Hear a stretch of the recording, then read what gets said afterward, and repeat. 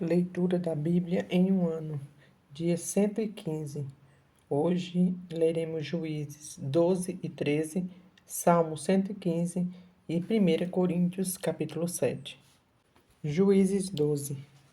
Então foram convocados os homens de Efraim e passaram para Zafom e disseram a Jefté: Por que fostes combater contra os filhos de Amon e não nos chamastes para ir contigo? Queimaremos a tua casa, estando tu dentro dela. E Jefté lhes disse: Eu e meu moço tivemos grande contenda com os filhos de Amon. Chamei-vos e não me livrastes das suas mãos.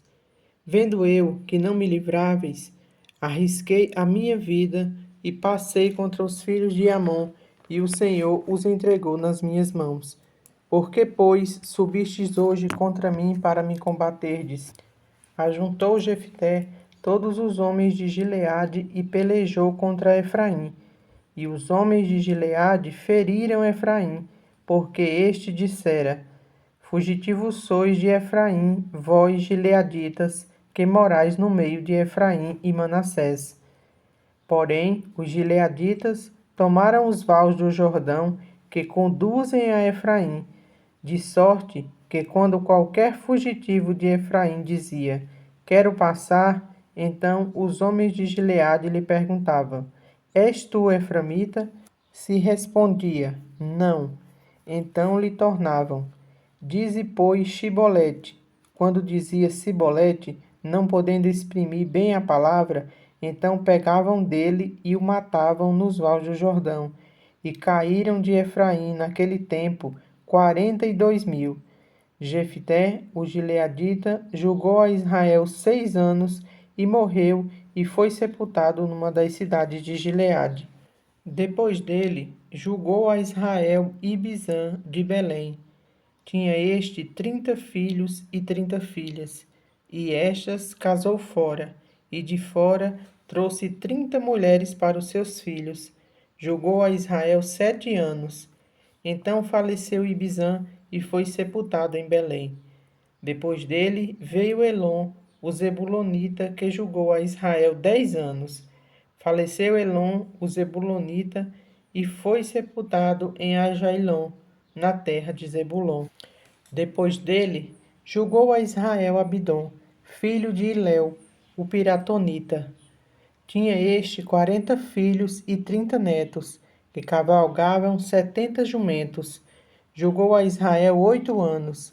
Então faleceu Abidom, filho de Iléu, o piratonita, e foi sepultado em Piratom, na terra de Efraim, na região montanhosa dos Amalequitas.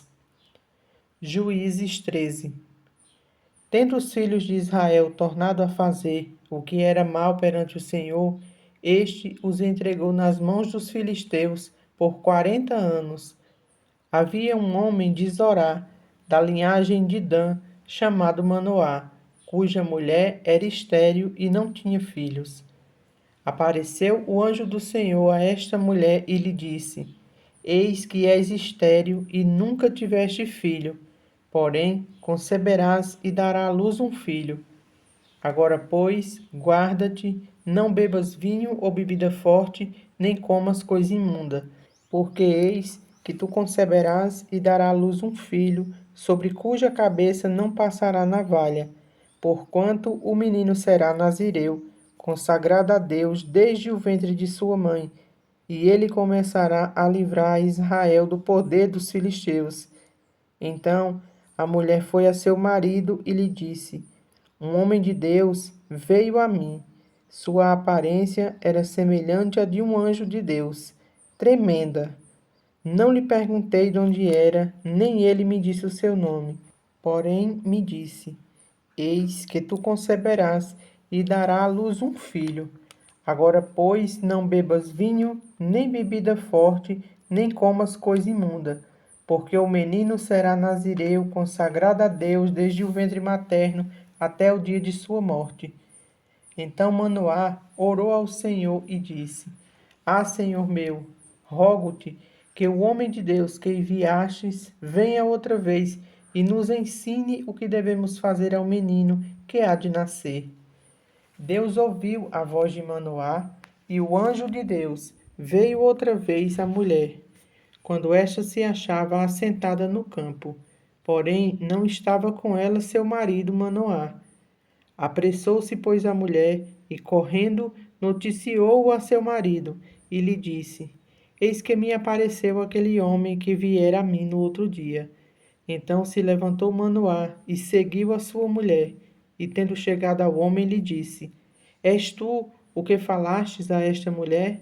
Ele respondeu: Eu sou. Então disse Manoá: Quando se cumprirem as tuas palavras, qual será o modo de viver do menino e o seu serviço? Respondeu-lhe o anjo do Senhor: Guarde-se a mulher de tudo quanto eu lhe disse. De tudo quanto procede da videira não comerá, nem vinho, nem bebida forte beberá, nem coisa imunda comerá. Tudo quanto lhe tenho ordenado guardará. Então Manoá disse ao anjo do Senhor: Permite-nos deter-te e te preparemos um cabrito. Porém o anjo do Senhor disse a Manoá: Ainda que me detenhas, não comerei do teu pão. E se preparares holocaustos, ao Senhor o oferecerás. Porque não sabia Manoá que era o anjo do Senhor. Perguntou Manoá ao anjo do Senhor: Qual é o teu nome, para que quando se cumprir a tua palavra te honremos? Respondeu o anjo do Senhor e lhe disse: Por que perguntas assim pelo meu nome, que é maravilhoso? Tomou, pois, Manoá um cabrito e uma oferta de manjares, e o apresentou sobre uma rocha ao Senhor, e o anjo do Senhor se ouve maravilhosamente. Manoá e sua mulher estavam observando. Sucedeu que, subindo para o céu, a chama que saiu do altar, o anjo do Senhor subiu nela. O que, vendo Manoá e sua mulher, caíram com o rosto em terra. Nunca mais apareceu o anjo do Senhor a Manoá, nem a sua mulher. Então Manoá ficou sabendo que era o anjo do Senhor. Disse Manoá à sua mulher: Certamente morreremos, porque vimos a Deus. Porém sua mulher lhe disse: Se o Senhor nos quisera matar, não aceitaria de nossas mãos o holocausto e a oferta de manjares, que nos teria mostrado tudo isso, nem nos teria revelado tais coisas. Depois deu a mulher à luz um filho e lhe chamou Sansão. O menino cresceu e o Senhor o abençoou, e o Espírito do Senhor passou a incitá-lo a Mané-Edã, em Zorá e Estaol. Salmo 115. Honras somente a Deus. Não a nós, Senhor, não a nós, mas ao teu nome dá glória, por amor da tua misericórdia e da tua fidelidade. Porque diriam as nações: Onde está o Deus deles? No céu está o nosso Deus, e tudo faz como lhe agrada. Prata e ouro são os ídolos deles, obra das mãos de homens.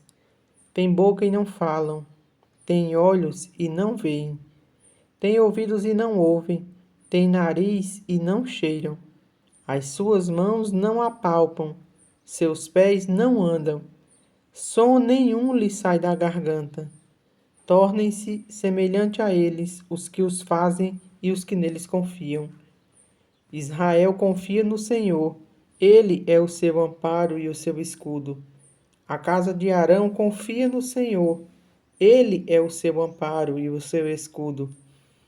Confiam no Senhor os que temem o Senhor, ele é o seu amparo e o seu escudo.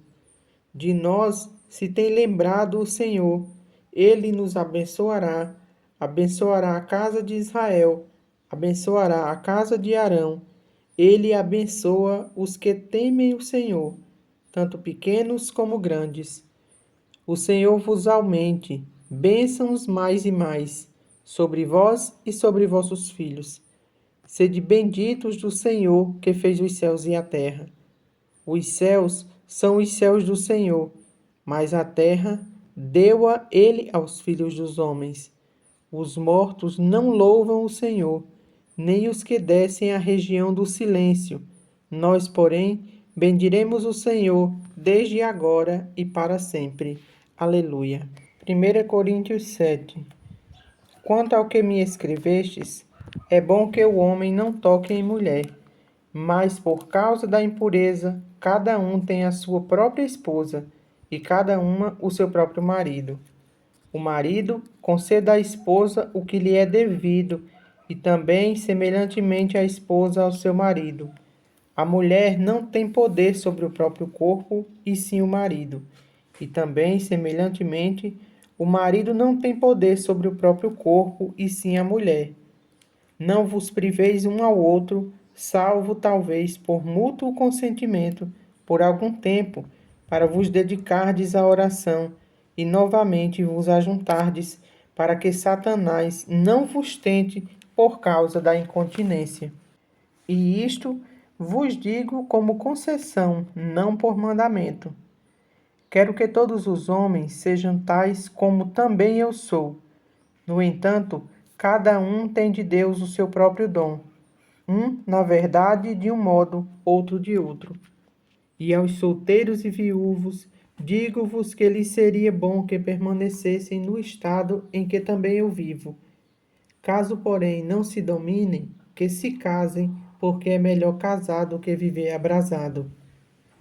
Ora, aos casados, ordeno não eu, mas o Senhor, que a mulher não se separe do marido. Se, porém, ela vier a separar-se, que não se case ou que se reconcilie com o seu marido, e que o marido não se aparte de sua mulher. Ao mais digo eu, não o Senhor, se algum irmão tem mulher incrédula, e esta consente em morar com ele, não a abandone. E a mulher que tem marido incrédulo, e este consente em viver com ela, não deixe o marido, porque o marido incrédulo é santificado no convívio da esposa, e a esposa incrédula é santificada no convívio do marido crente. Doutra sorte, os vossos filhos seriam impuros, porém agora são santos. Mas se o descrente quiser apartar-se, que se aparte. Em tais casos, não fica sujeito à servidão, nem o irmão, nem a irmã. Deus vos tem chamado à paz. Pois como sabes, ó mulher, se salvarás teu marido? Ou como sabes, ó marido, se salvarás tua mulher? Ande cada um segundo o Senhor tem-lhe distribuído, cada um conforme Deus o tem chamado. É assim que ordeno em todas as igrejas. Foi alguém chamado estando circunciso? Não desfaça a circuncisão. Foi alguém chamado estando incircunciso? Não se faça circuncidar. A circuncisão em si não é nada, a incircuncisão também nada é, mas o que vale é guardar as ordenanças de Deus. Cada um permaneça na vocação em que foi chamado. Foste chamado sendo escravo? Não te preocupes com isso, mas se ainda podes tornar-te livre, aproveita a oportunidade. Porque o que foi chamado no Senhor sendo escravo é liberto do Senhor, semelhantemente o que foi chamado sendo livre é escravo de Cristo. Por preço fostes comprado, não vos torneis escravos de homens. Irmãos, cada um permaneça diante de Deus naquilo em que foi chamado. Com respeito às virgens, não tenho mandamento do Senhor, porém dou minha opinião como tendo recebido do Senhor a misericórdia de ser fiel. Considero, por causa da angustiosa situação presente, ser bom para o homem permanecer assim como está. Está casado? Não procures separar-te. Estás livre de mulher? Não procures casamento. Mas se te casares, com isto não pecas. E também, se a virgem se casar, por isso não peca. Ainda assim, tais pessoas sofrerão angústia na carne, e eu quisera poupar-vos. Isto, porém, vos digo, irmãos: o tempo se abrevia, o que resta é que não só os casados sejam como se não fossem, mas também os que choram, como se não chorassem, e os que se alegram, como se não se alegrassem, e os que compram, como se nada possuíssem, e os que se utilizam do mundo, como se dele não usassem, porque a aparência deste mundo passa. O que realmente eu quero é que estejais livres de preocupações.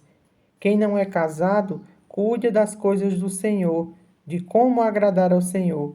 Mas o que se casou, cuide das coisas do mundo, de como agradar a esposa. E assim está dividido.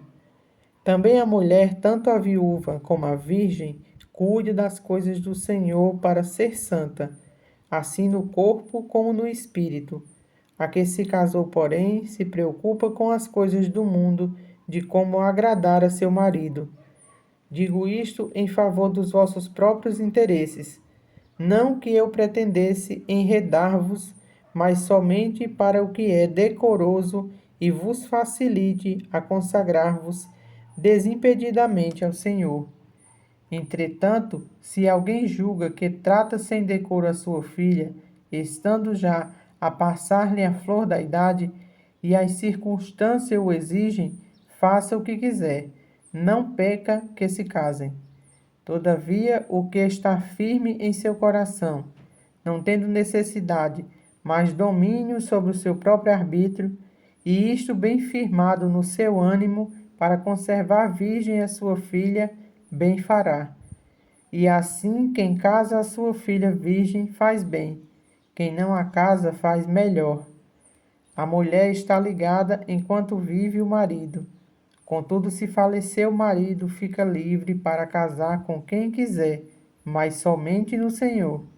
Todavia, terá mais feliz se permanecer viúva, segundo a minha opinião, e penso que também eu tenho o Espírito de Deus.